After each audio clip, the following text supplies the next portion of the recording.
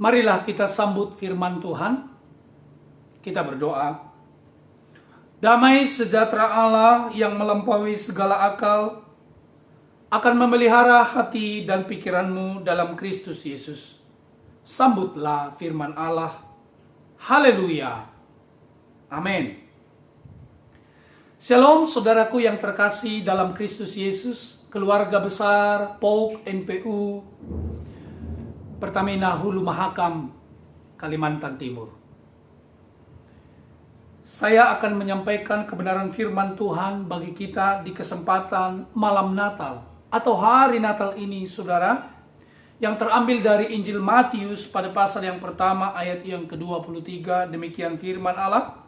Sesungguhnya anak darah itu akan mengandung dan melahirkan seorang anak laki-laki, dan mereka akan menamakan dia Immanuel, yang artinya Allah menyertai kita.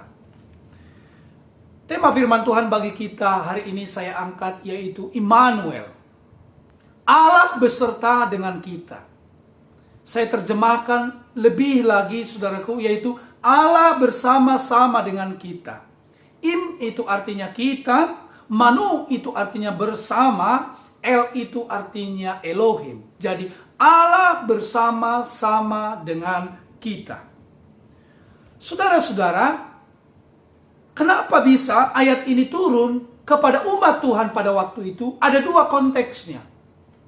Ada dua keadaannya. Keadaan yang pertama, bahwa kata Immanuel ini turun melalui Nabi Tuhan yang bernama Yesaya kepada umat Tuhan pada waktu itu. Umat Tuhan yang terpecah belah menjadi dua. Keturunan daripada Yakub, 12 suku Israel. 10 suku disebut dengan kerajaan utara yang ibu kotanya adalah Samaria. Dan disebutlah itu Israel. 2 suku kerajaan selatan terdiri dari Yehuda dan Benjamin, disebutlah itu kerajaan Yehuda. Dan Yesaya ada di tengah-tengah kerajaan Yehuda yang beribu kotakan Yerusalem.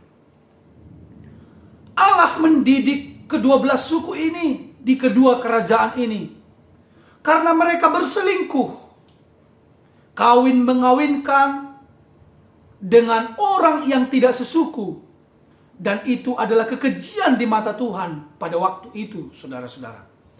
Karena dengan mereka kawin dengan orang-orang di luar suku daripada 12 itu, maka mereka akan juga turut menyembah berhala.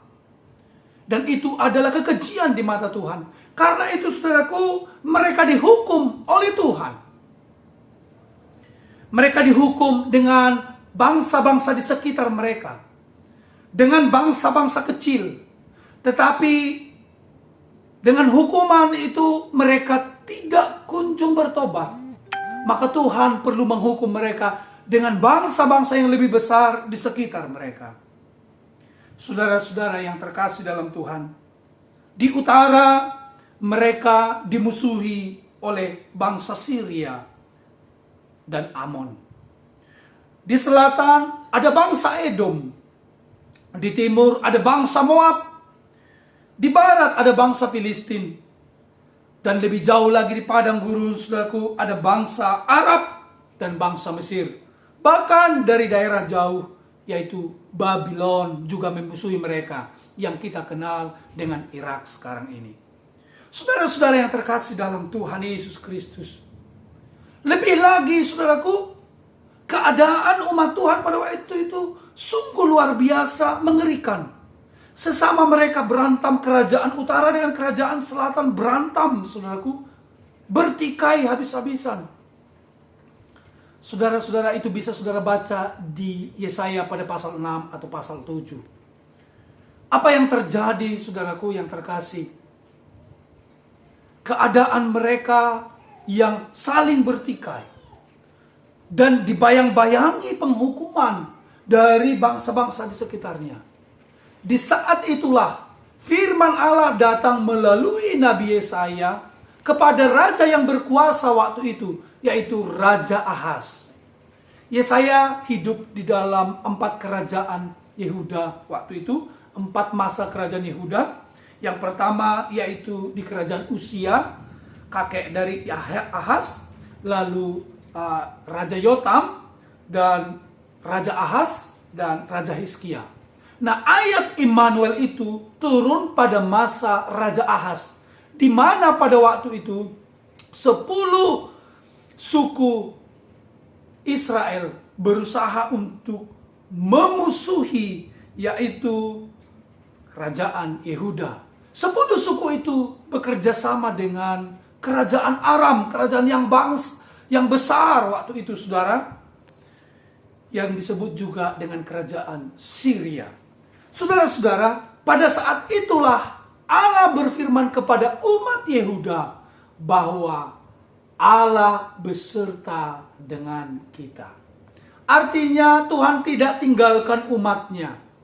Karena umat suku Yehuda dan Benjamin inilah yang setia menyembah Allah Yahweh. Mereka menyembah Tuhan dengan baik di Yerusalem. Mereka, saudara-saudaraku, dengan setia menjaga, yaitu Taurat Tuhan. Saudaraku yang terkasih, tetapi ketika mereka dimusuhi, saudaraku, maka Nabi Yesaya berkata kepada Ahaz, "Jangan takut, bahwa Tuhan bersama-sama dengan kita." Itu konteks yang pertama, saudara. Yang kedua, yaitu konteks perjanjian baru. Konteks perjanjian baru di mana kekaisaran Romawi menguasai Yerusalem. Jadi, kedua konteks ini, saudaraku, yaitu penjajahan atas umat Tuhan. Yang namanya dijajah, saudaraku, tidaklah enak. Yang namanya dijajah pasti menderita, pasti kesulitan, tidak merdeka. Saudara-saudara yang terkasih, inilah keadaannya kata Immanuel diturunkan kepada umat Tuhan. Saudara, demikian juga dengan kita hari-hari ini. Allah beserta dengan kita. Keadaan kita hari ini adalah keadaan yang sulit. Keadaan yang menggentarkan. Keadaan yang tidak baik-baik saja. Tetapi firman Tuhan ini mengingatkan kita. Allah beserta atau bersama-sama dengan kita. Amin, saudaraku. Oleh karena itu, katakan kepada dirimu sendiri, Allah bersama-sama dengan saya. Ayo, jangan malu. Katakan kepada kiri kananmu, Allah bersama-sama dengan kamu. Ayo, Allah bersama-sama dengan kamu. Haleluya. Amin.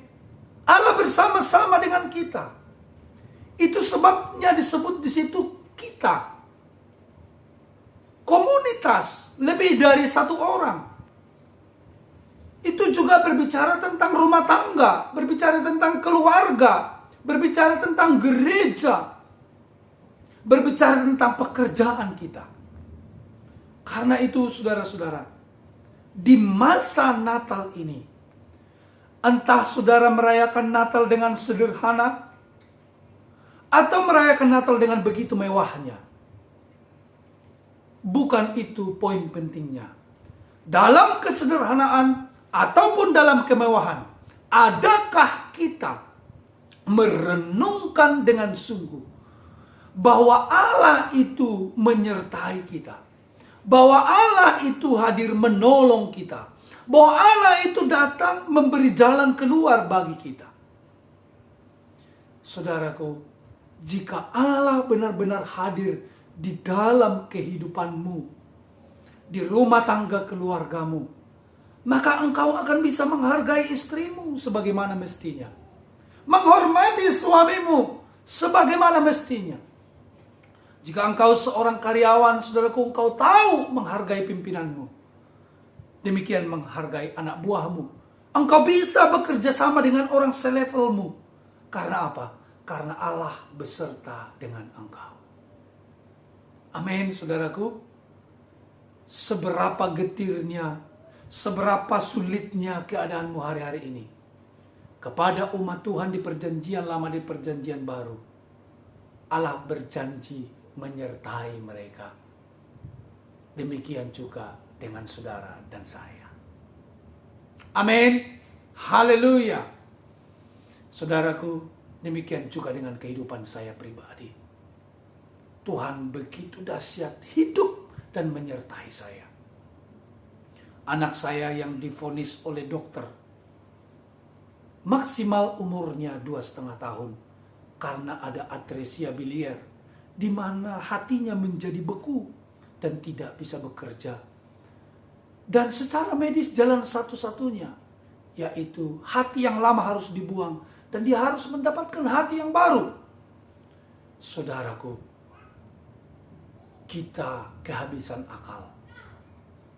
Tetapi suara Tuhan sungguh nyata. Kasih Tuhan sungguh nyata. Ada jalan keluar. Yaitu orang tuanya harus mendonorkan hatinya kepada anaknya. Dan puji Tuhan, saudaraku, ini adalah kasih karunia Tuhan yang saya temukan. Bukan karena kekuatan saya, kehebatan saya. Saya bisa mendonorkan sebagian daripada hati saya kepada anak saya yang nomor 2. Kenapa bisa, saudaraku? Dengan biaya yang sangat fantastis. Dan kita melakukan itu, saudaraku, di negeri jauh. Yaitu di India. Memang bisa di negeri kita di Indonesia. Tetapi pada masa itu pandemi membuat segala sesuatunya berhenti dan tidak bisa diproses. Kami harus berangkat ke India. Saya hanya mau katakan, saudaraku, Allah bersama-sama dengan kita. Ini contoh kecil dari pergumulan manusia. Demikian juga Tuhan menatap kepada kehidupanmu, saudaraku. Tuhan hadir menyertai engkau. Tuhan hadir menolong engkau. Sama-sama dengan saya katakan, Tuhan hadir menolong saya. Sekali lagi, Tuhan hadir menolong saya. Amin. Saudaraku, percayalah, Tuhan tidak pernah meninggalkan kita. Apapun keadaan kita. Sedikit kesaksian, saudara. Kami di India. Waktu itu saya hanya membawa sedikit uang dalam bentuk dolar dari Indonesia. Hanya 5.500, kurang lebih 70 jutaan. Saudara-saudara, sementara kebutuhan kami di sana sangat besar sekali. Tapi singkat cerita, saudaraku, sebelum operasi saya minta kepada dokter, dokter, izinkan kami berdoa dan saya rindu makan dulu di restoran sebelum saya menginap di ruang rawat inap karena besoknya akan ada tindakan. Jadi kesempatan itu kami pakai untuk berdoa, saudara-saudara. Apa yang terjadi ketika kami lagi makan di restoran kecil di rumah sakit di Apollo Hospital New Delhi, ada orang di kiri kami, saudaraku, di sebelah kanan kami juga hendak memesan makanan. Mereka berempat. Dan istri saya posisi di sebelah seperti ini. Dan anak saya sedang tertidur. Lalu si Oma yang di samping kanan kami bertanya dalam bahasa Inggris tentunya, "Halo baby," gitu. Lalu saudaraku, kami menjawab, "Ya." Kami berkomunikasi, saudaraku. Lalu di hati saya berkata kepada Oma itu, minta doa. Padahal saya nggak tahu ini agamanya apa. Terus saya berkata, "Please, ma'am, pray for my daughter." Lalu dia berkata, "Are you serious? Really?" "Yes," saya bilang. Lalu dia berkata, "Okay, I will pray for you and for your daughter." Lalu didoakan kami di situ dan seketika itu, saudara, restoran kecil itu menjadi gereja. Karena ada seseorang yang berdoa untuk anak kami. Saudara, ternyata mereka adalah keluarga yang melayani. Ternyata mereka adalah Kristen, saudaraku. Dan itu luar biasa. Apa yang terjadi, saudaraku?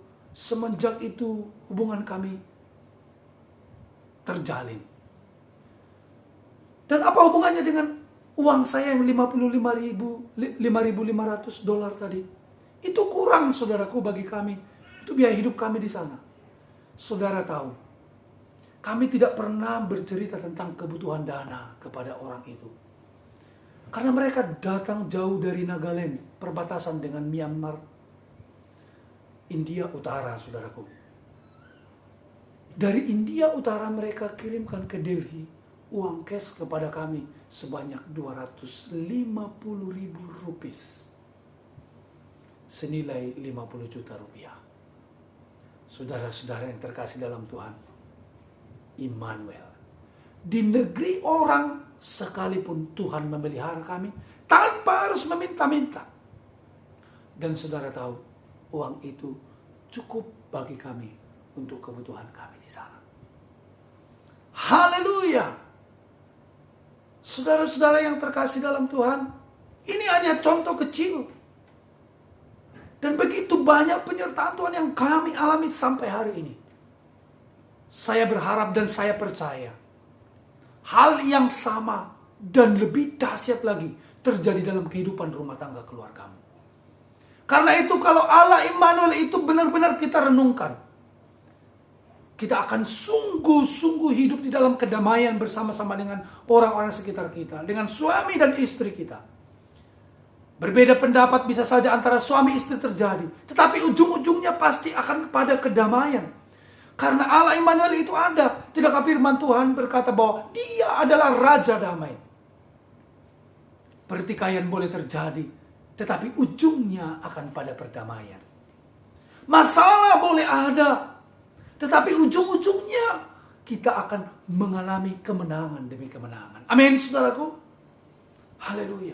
Bahkan sakit penyakit boleh ada dalam hidup kita, tetapi kesembuhan datangnya dari Tuhan. Puji nama Tuhan, saudaraku. Kiranya penghayatan tentang Immanuel ini sungguh-sungguh kita lakukan di Natal di tahun 2021 ini. Tuhan Yesus memberkati kita. Kita berdoa. Bapa di surga, kami bersyukur, berterima kasih. Immanuel, amin. Tuhan bersama-sama dengan kami. Hamba-Mu berdoa buat keluarga besar PAUK NPU Pertamina Hulu Mahakam yang ada di Kalimantan Timur. Diberkatilah keluarga mereka. Disertai oleh Tuhan. Dalam pekerjaan mereka, Tuhan Yesus, mereka boleh menjadi yang the best. Karena Tuhan bersama-sama dengan mereka. Mereka bisa bekerja sama dengan baik dengan pimpinan, bahkan dengan anak buah dan rekan mereka. Tuhan jagai, Tuhan lindungi, Tuhan berkati keluarga mereka yang mereka tinggalkan. Dalam nama Tuhan Yesus Kristus. Dan kami percaya Tuhan Yesus Kristus, bahwa ada senantiasa damai sejahtera di dalam kehidupan rumah tangga keluarga mereka. Anak-anak mereka. Karena Allah bersama-sama dengan mereka. Terima kasih Tuhan Yesus untuk kebenaran ini. Dan kami bersyukur untuk kebaikan-Mu yang kami alami. Biarlah selamanya kami mempercayai dalam keadaan apapun, kapanpun dan dimanapun kami berada, bahwa Tuhan Yesus bersama-sama dengan kami. Menjadi pembela bagi kami. Itulah yang menjadi pengharapan kami. Bahwa ujung-ujungnya kehidupan kami adalah kebahagiaan di bumi dan di surga. Terima kasih Bapa di surga. Terpuji nama-Mu Tuhan Yesus. Kami bersyukur untuk kesempatan ibadah ini. Haleluya. Kita bersama-sama berkata, amin. Saudaraku yang terkasih dalam Tuhan, saya Pendeta Andreas Jonto Wardemak Sinaga bersama dengan istri saya dan kedua anak saya mengucapkan selamat Hari Natal tahun 2021 bagi keluarga besar PAUK NPU Pertamina Hulu Mahakam Kalimantan Timur, Indonesia, dan selamat merayakan, menyambut, menjalani tahun baru 2022. Limpah kasih karunia, sukacita, damai sejahtera, dan keberkatan dari Tuhan kita Yesus Kristus, Allah yang berkuasa atas surga dan bumi itu, bagi saudara dan saya. Haleluya. Shalom.